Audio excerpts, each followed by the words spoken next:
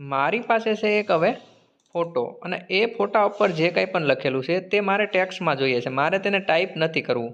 તો એના માટે હું શું કરીશ, તો આમાં જે કંઈ પણ લખ્યું છે કબ્ઝ એસિડિટી એ બધું મારે હિન્દીમાં લખેલું છે અને એ મારે ટાઈપ નથી કરવું, એ મારે ડાયરેક્ટલી કોપી પેસ્ટ કરવું. તો આ ફોટા ઉપરથી તો થાય નહીં, તો એની માટે સિમ્પલી તમારે ગૂગલ ક્રોમ બ્રાઉઝર ઓપન કરવાનું છે, તેમાં તમારે સર્ચ કરવાનું છે ગૂગલ ટ્રાન્સલેટ. હવે જેવું જ તમે ગૂગલ ટ્રાન્સલેટર સર્ચ કરશો એટલે કે આ પ્રકારની સ્ક્રીન ઓપન થશે. એમાં તમારે નીચે ગૂગલ ટ્રાન્સલેટ પર ક્લિક કરવાનું છે.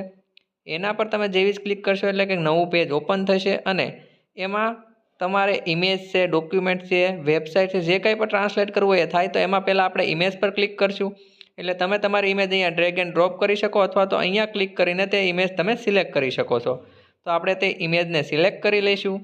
તો આપણે ઇમેજ સિલેક્ટ કરશું એટલે અહીંયા ડિસ્પ્લે થશે અને થોડીવાર પ્રોસેસ થઈને આવી રીતે તમને એક ફોટો તે બતાવશે અને એમાં તમે ગુજરાતી, ઇંગ્લિશ, હિન્દી કોઈ પણ લેંગ્વેજમાં કરી શકો છો, પરંતુ મારે તો હિન્દી લેંગ્વેજમાં જ જોઈએ છે, જે ટેક્સ્ટ છે એ પણ હિન્દીમાં છે એટલે સિમ્પલી હું હિન્દી રવા દઈશ અને ત્યારબાદ હું અહીંયા કોપી ટેક્સ્ટ પર ક્લિક કરીશ એટલે તે ટેક્સ્ટ છે એ કોપી થઈ જશે. તો અહીંયા આપણે ક્લિક કરીએ, ત્યારબાદ હું નોટપેડ ઓપન કરું છું.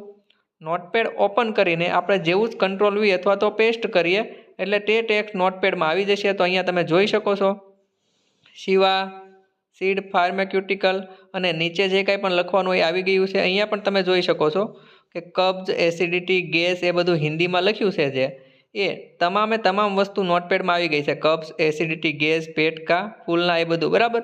તો આવી રીતે તમે ટેક્સ્ટને કોપી કરી શકો છો. એટલે કે જો તમારી પાસે કોઈ પણ ફોટો હોય અને તમારે તેનું ટેક્સ્ટ જોતું હોય તો આવી રીતે તમે કોપી પેસ્ટ કરી શકો છો.